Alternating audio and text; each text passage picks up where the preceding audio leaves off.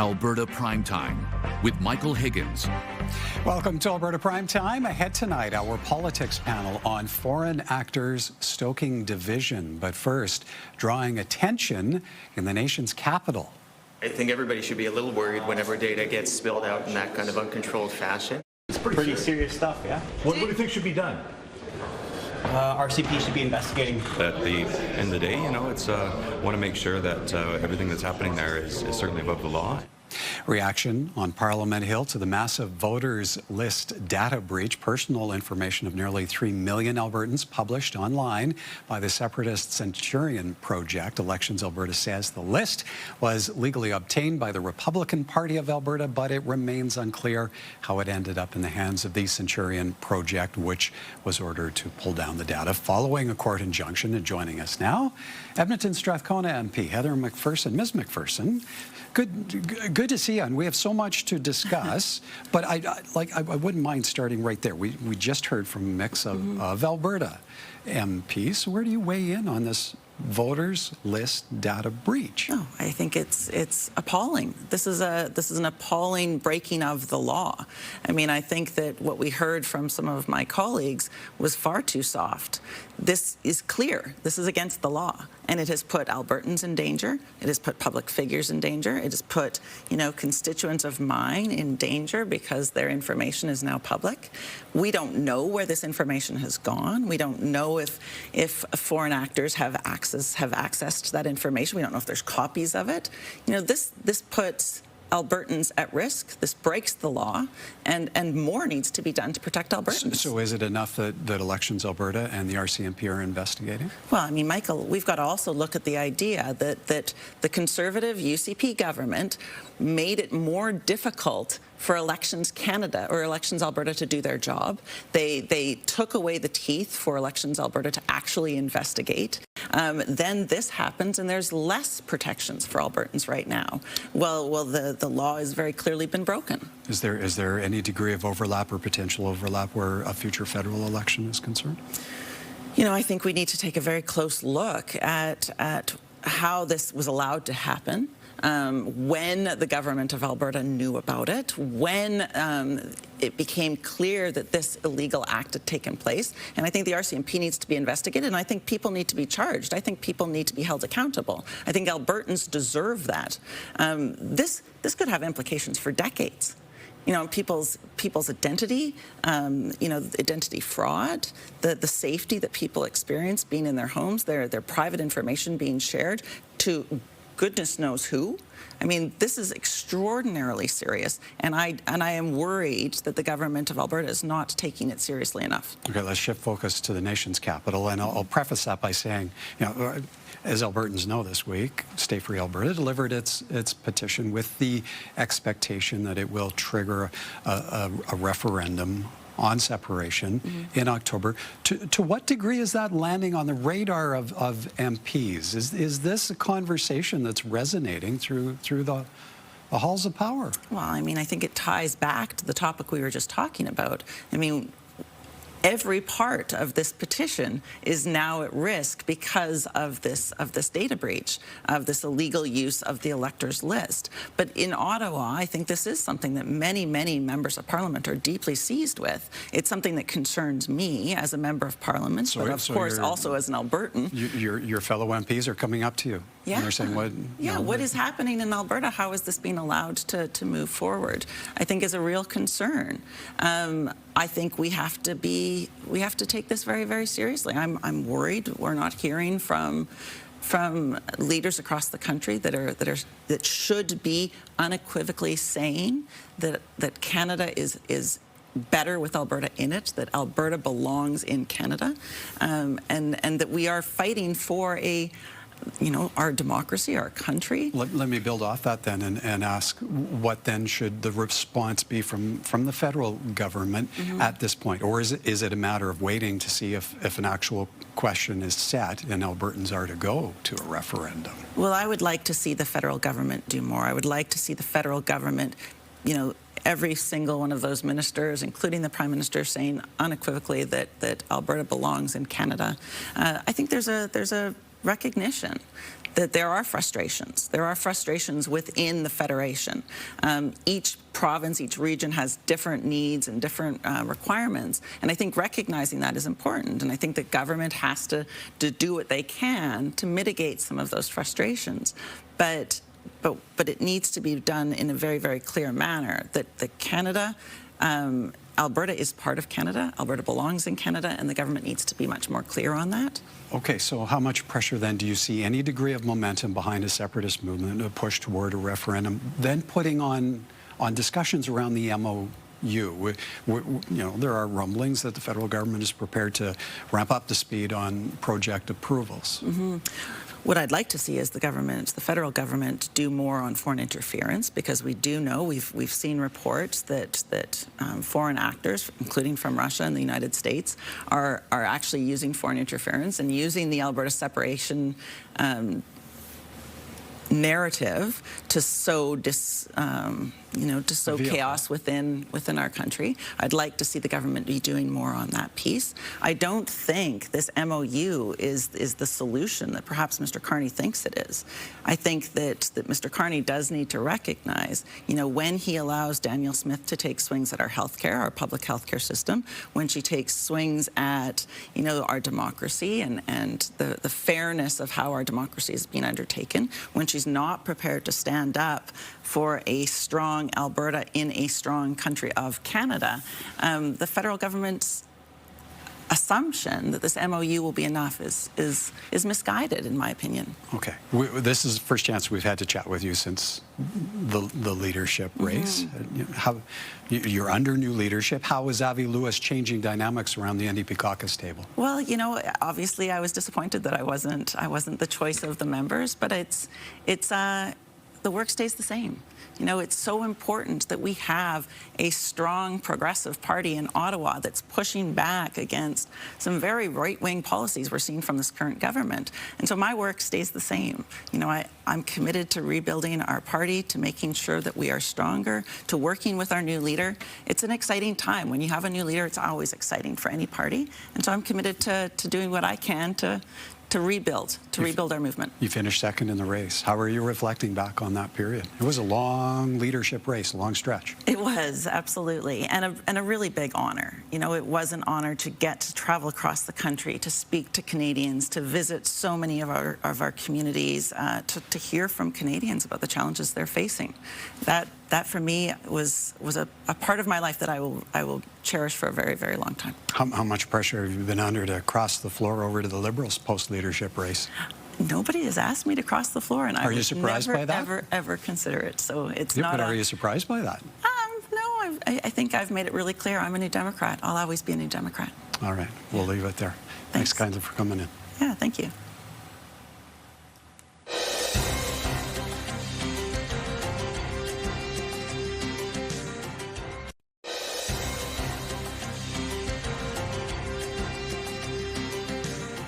From debate across the aisle over the leaked electors list to foreign actors influencing debate over Alberta separatism, and where all that's happening in Alberta is landing with federal politicians. Time now for tonight's politics panel, and joining us this evening, Lise Gotel, a professor of women's and gender studies at the University of Alberta, and Stacey Hatcher, communications professional who has worked for Conservative leaders in Ottawa and on Conservative leadership and election campaigns here in Alberta. Good evening to you both. And let's begin with developing news. The members of the UCP caucus moved today to welcome Scott Sinclair back into the party fold after the independent MLA apologized to his former caucus colleagues. He had been previously voted out after having described the 2025 budget as indefensible.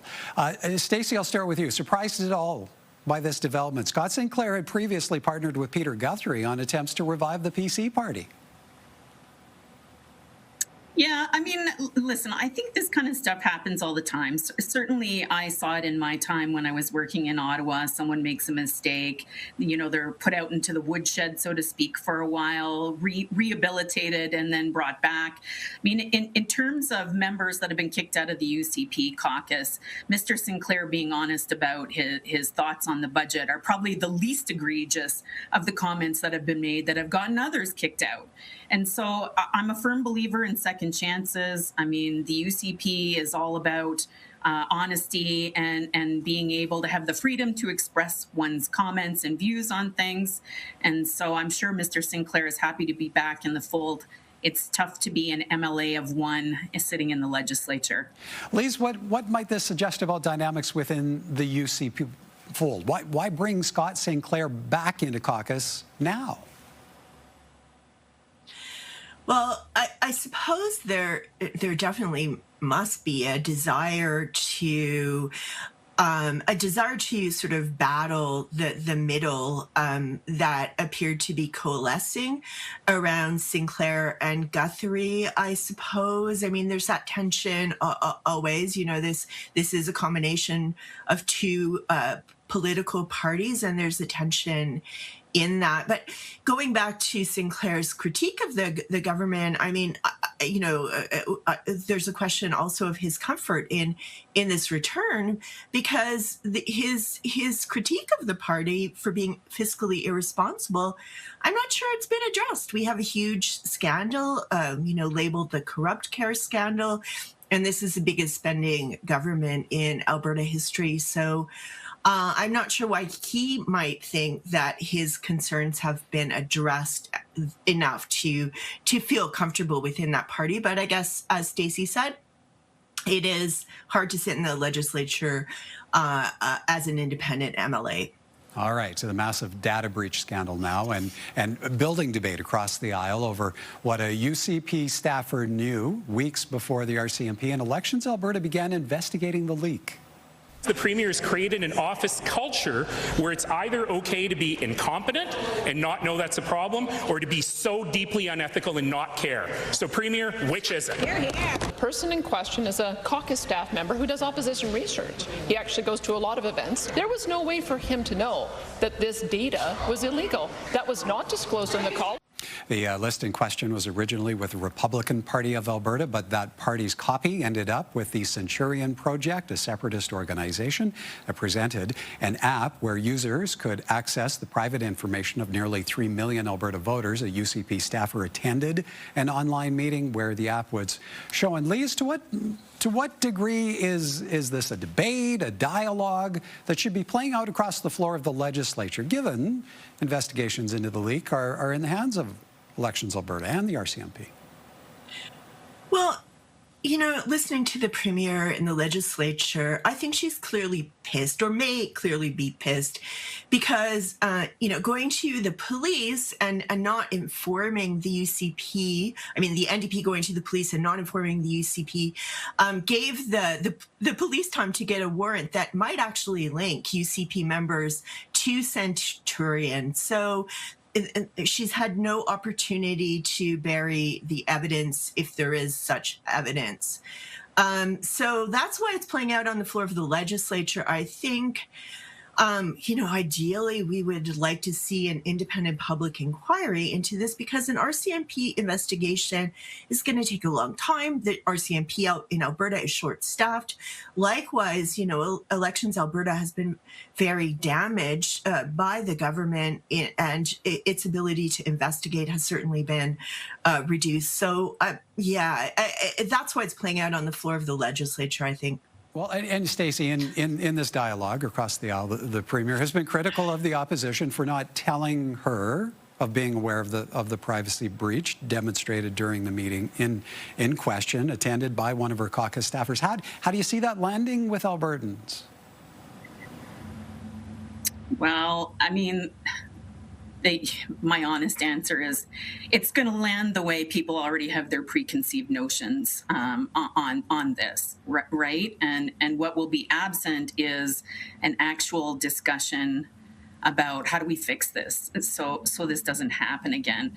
This is absolutely a big deal. It's a huge deal. The RCMP and Elections Alberta are going to need time to complete their investigations, but those investigations will only go so far. The RCMP is not going to make recommendations on how to close the gaps in the legislation. And Alberta Elections has essentially been hamstrung by a bill that was passed last July by this current government. And where to unpack all of the things. Here's what I'll say is it's not unusual for a law to have unintended consequences. I mean, Bill C-54 that was passed last year, was designed to cut down on bureaucracy within Elections Alberta and make things more efficient. But now we're living a situation in real time where it's showing the flaws of that piece of legislation that was passed last year. And so Alberta Elections is only going to be able to take this so far.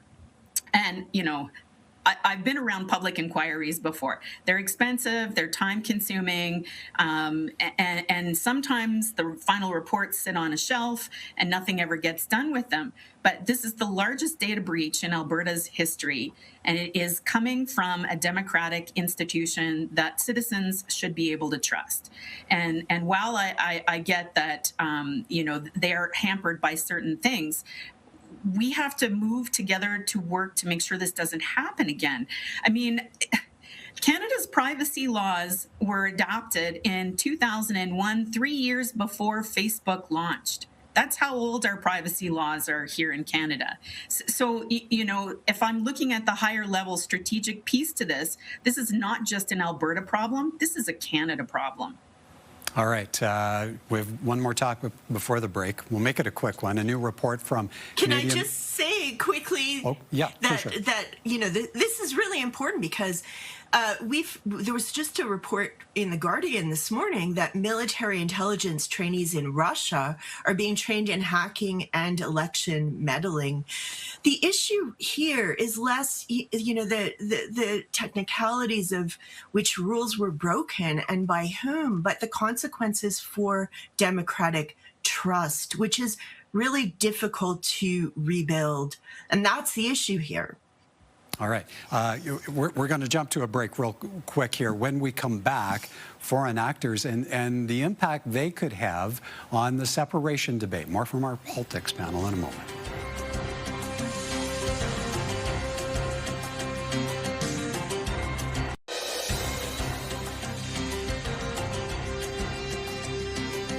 Welcome back. A new report from Canadian researchers warns of foreign actors increasingly generating articles, podcasts, and social media posts riddled with disinformation about Alberta's separatist movement. The reason why people don't see it is it's very covert. They write messages and have narratives that are close enough to something that you believe that you will send an article along without necessarily reading everything that's in that article.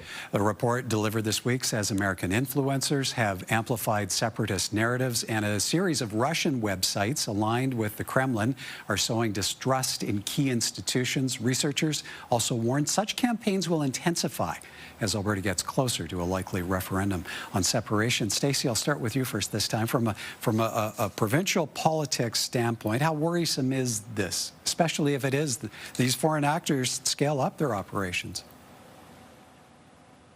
Yeah, it's very worrisome. But honestly, Michael, all three of us and many more have known about foreign influence for a number of years now.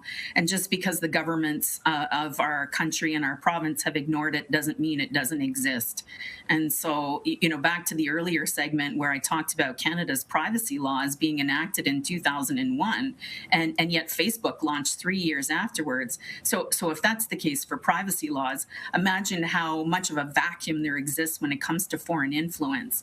And I mean, let's, break that down to the kind of influence that's happening here in Alberta being led by, the Centurion Project and Take Back Alberta types. I mean, we know because the information's come out of their own mouths that they are using tools and tactics that come from south of the border, from MAGA, as well as an app, apparently, that the Centurion Project loaded up all that lovely Alberta data into. That is a tool and an app that Tucker Carlson has been out promoting. And so, I mean, all of these bits and pieces, they're connected. And I think, we have to take it seriously. And if our governments are not going to do it, then citizens have to demand it. Okay, well, let me ask you then, Lise, who do you see it falling to for advising Albertans to be alert to these disinformation operations? Bring clarity to the provincial conversation. Yeah, I mean, well, obviously, we need to be warned. I mean, the very next day after the data breach hit the news, the University of Alberta sent out a message to all of its employees and students, warning them of the potential of, you know, like IT and data theft and so on. So, I mean, this is incredibly serious, and I do think that it is up to the government to warn Albertans. Like, political leaders, they don't just control foreign interference. They don't control foreign interference, but they do control whether they normalize the kinds of anti-institutional narratives that foreign actors benefit from. So, the Premier really has a responsibility here, not just to reflect public frustration and Western alienation, which is legitimate, but also to prevent democratic fragmentation. So what is really at issue here, and going back to what I said in the last segment, is democratic trust, and that is what is being undermined by foreign interference. All right. We heard from Edmonton NDP MP Heather McPherson off the top on a number of issues, including the leaked list of Alberta voters. Lise, between that and the drive toward a likely referendum, are alarm bells over dynamics in Alberta sufficiently ringing in the nation's capital? Should the federal government be giving this more attention? Yeah, I mean, I do think that I agree with Heather McPherson that there needs to be more messaging, especially from the Prime Minister, that I suppose it could be that he's waiting to see if the referendum will be ratified and taking place, but there needs to be a strong message here that Canada is stronger with Alberta in it. And I don't think we're seeing the same level of alarm. I mean, we could be alarmed about so very many things, about the privatization of our healthcare system, the influence of Western separatists potentially over the government, the corrupt care scandal. Again, I mean, these are very concerning developments, and we often feel like, the zone has been flooded, which is a political strategy. I would like to see the federal government speaking out against some of these things much more strongly, and I'm not seeing that. Stacey, last 30 seconds to you. Many of us remember well how much of a focus there was decades ago on Quebec separation. So at what point do you see this issue of Alberta separatism becoming much more of a dominant discussion? I think it's going to become a very dominant part of the discussion, especially through the summer and as we lead into the October referendum. I mean, we're still waiting to hear if there's going to be a question about staying in Canada or leaving Canada. And there is, of course, the lawsuit that some of our First Nations have launched in the court system that is causing a delay in terms of ratifying those signatures. So, I mean, there's a lot of moving pieces to this, and it's a very passionate and heated discussion, and people feel really black or white on this issue. And so I think it's going to dominate at least our Alberta landscape. And I agree. I think the feds need to start paying attention. All right. We're clear out of time. Thank you both. Great to hear from you. Thanks, Michael. Thanks, Stacey.